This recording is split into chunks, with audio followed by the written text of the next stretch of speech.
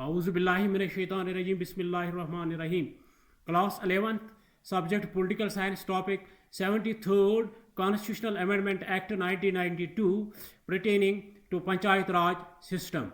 73rd Constitutional Amendment Act 1992 pertaining to Panchayati Raj system. Gandhiji's most favorite concept of Gram Sivaraja could not be implemented since independence. Although the Panchayat Raj system had been implemented, but their financial position was weak and no support of the constitution. The Panchayat thus had been at the mercy of the state governments. To make Panchayat Raj system free from these evils, the Lok Sabha passed a constitution amendment bill on December 2, 1992. After getting the presidential nod on the proposed measure, the important bill became an act in the form of 73rd Constitutional Amendment Act on 24th April 1993. Hence, the 73rd Constitutional Amendment Act divided the powers of the state amongst the three constitutional units, i.e. that is union, the states and the local governments. Hence, this Constitutional Amendment Act accorded the constitution recognition to local self-government units while incorporating part 9th and 11th schedule in the text of the constitution. Main provisions.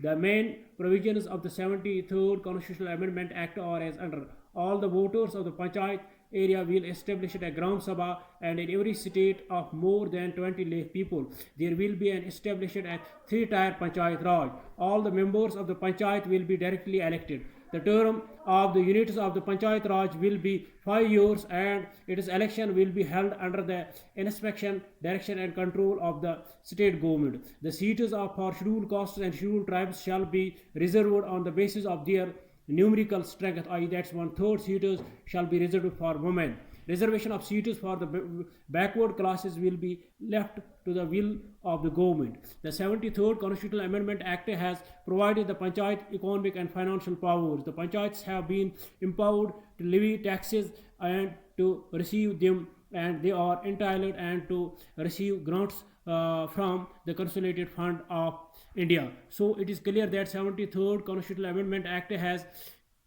emancipated the Panchayats from the control of the state governments.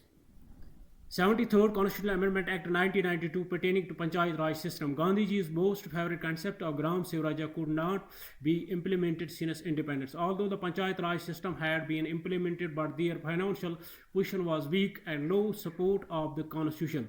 The Panchayats had been at the mercy of the state governments. To make Panchayat Raj system free from these evils, the Lok Sabha passed a constitution amendment bill on December 22, 1992.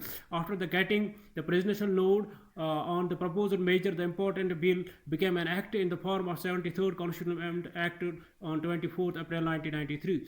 Hence, the 73rd Constitutional Amendment Act divided the powers of the state amongst the three constitutional units, i.e. that the union, the states, the local governments.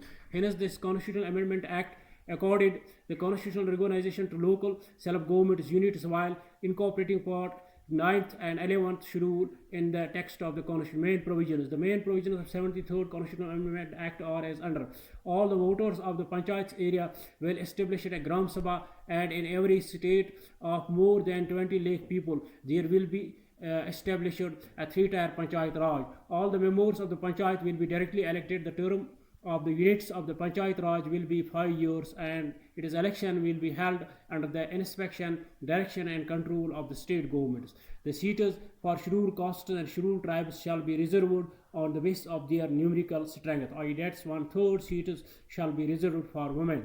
Reservations of seats for the backward classes will be left to the will of the government. The 73rd Constitutional Act has provided the Panchayats economic and financial power. The Panchayats have been empowered to levy tax and to receive them, and they are entitled to receive grants from the Consolidated Fund of India. So it is clear that 73rd Constitutional Amendment Act has emancipated the Panchayats from the control of the state governments. Thanks. Have a nice